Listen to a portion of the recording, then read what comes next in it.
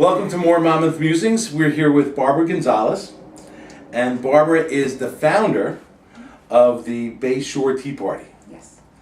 And with all the news about the Tea Party in the national media, and as I've gotten to know some of the local Tea Party people a little bit, there seemed to be a disconnect between what I was hearing on TV about what the Tea Party is and what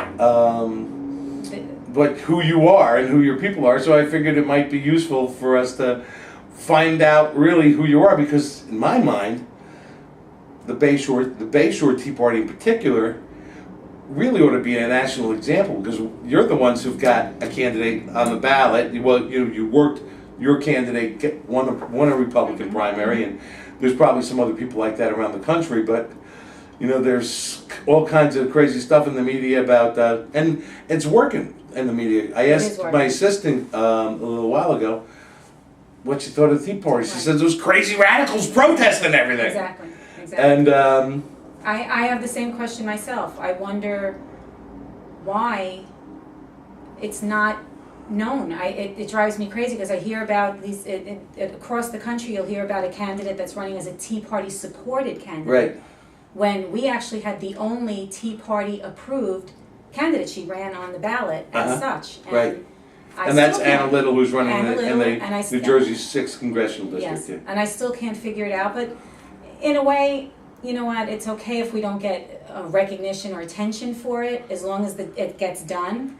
And if we could keep doing that and stay under the radar with it, that's okay. Because so far, even though some people have the wrong idea about the Tea Party in general, it really hasn't been that bad. Yeah. I find that when we are in the presence of people who think that of us, I think we can kind of, I just find that we all kind of have the same idea in mind. We don't talk to each other about how to handle it, but we seem to just start to talk to people. Yeah. And an example of that was recently in Edison, when we went to, when Obama came to visit. And I never thought ahead as to what would that situation be like. I just knew I wanted to go. Right. And when we got there, and the crowd filled in, it was a little hostile. But you're there. You're not going to leave. And when you're in any situation for 5 hours, you start to talk to the person next to you. You start to get friendly with people. And I think that's what we all thought we had to do.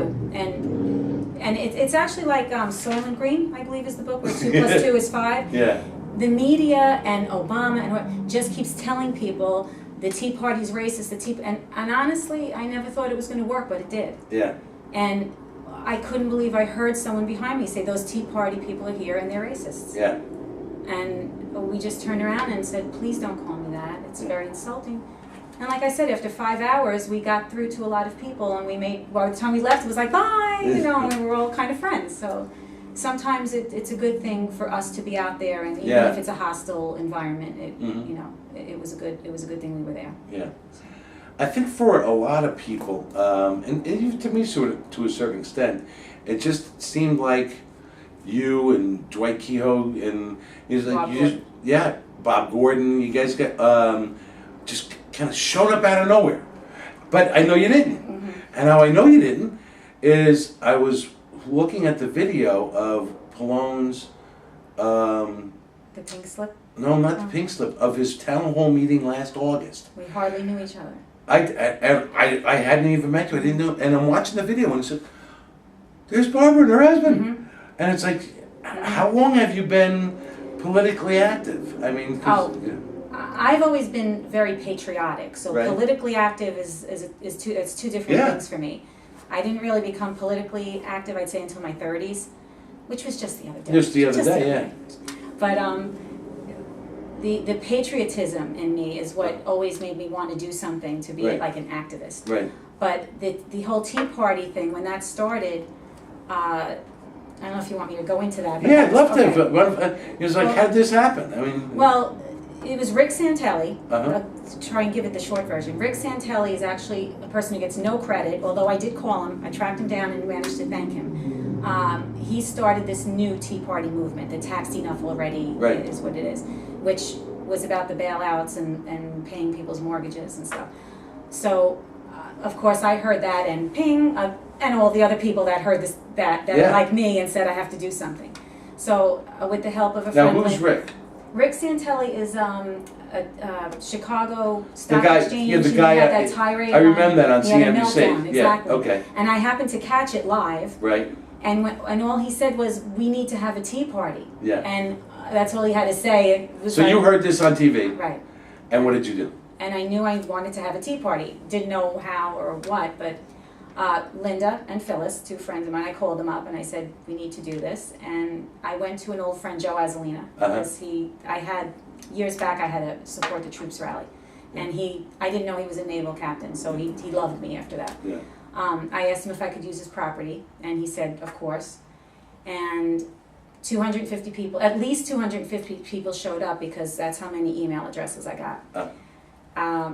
Towards the end of the rally, people started to go out to the road and with their signs and banners or whatever, and cars went by and were honking and pulling over. Okay, so I go home with the 250 email addresses, and I'm like, oh, now what? So I keyed them in, and I said, Bayshore Tea Party Group, because I just thought of a name, and I wrote an email to everyone. I said, how about we're the Bayshore Tea Party Group, and the way we went out on the road, why don't we do that once a month? And I wish I got the name of the person who did it. They wrote back to me, how about once a week? And I thought, if someone will do that, I'm willing to do that. And ever since then, except for maybe one blizzard I can think of, we have been in that, well, not in that spot, we kind of switched around now, but we have been out. Some people might find that silly or not interesting, but that's how we grew to 4 times the size that we are when we started. And you know, to me, what's also special about it, besides growing our numbers, is you start to become friends with the people that you see once a week. Yeah. And you can ask a friend anything. So an example was today, they needed some help at the campaign office, and all you have to do is pick up the phone and you have friends, a lot of friends. And anyway, also within a group, you gravitate towards certain people, and that's how Dwight Kehoe and Bob Gordon and I, we have different personalities and different talents, but we found each other, and it just works. We do things we discuss it. Bob's personality is very low-key, Midwestern, very calm. Right. I'm not. I'm totally different, but we work well together. And Dwight is very intelligent. His communication skills, I wouldn't be able to do it without them. I honestly wouldn't be able to. It's funny because the time that the day that I met you, Dwight, and Bob, it was all at the same time. It was it was during the primary season. I think it was probably May. And it was at a picnic for Anna that she suggested that I stop by on a Saturday afternoon. And it was on that Saturday afternoon that I had put up the video of David Corsi's interview. Or it might have been the day before. David ran in the 12th Congressional District and almost won. But it was a Tea Party supported candidate. I got a pretty chilly reception that day. But it was, your husband's name's Bob, right? Frank. Frank. You and Frank were kind of reaching out, but Dwight was like in my face. You know, even the whole, a lot of this is very new to us. Yeah. It's things we've never done before. And blogging, you have to understand, I only had bad experiences with blogging, with bloggers, I should say. Yeah. And also, you know, if it's something new to you and you really, maybe we should have held back, because it's like, in fact, when I started sending out emails to people, I would get one insult and I'd be like, I'm not doing this anymore. Yeah. They hate me. I can't do this. And then you have to get thick skin and you have to learn that, well, I have to take the insults. I have to take the good with the bad. Yeah. But you were we did agree, all 3 of us. Thinking back of how you handled that, you were absolutely right. You did not give us credit until we did something that deserved credit. Yeah. And you were right. That's why we love you now. Okay, yes.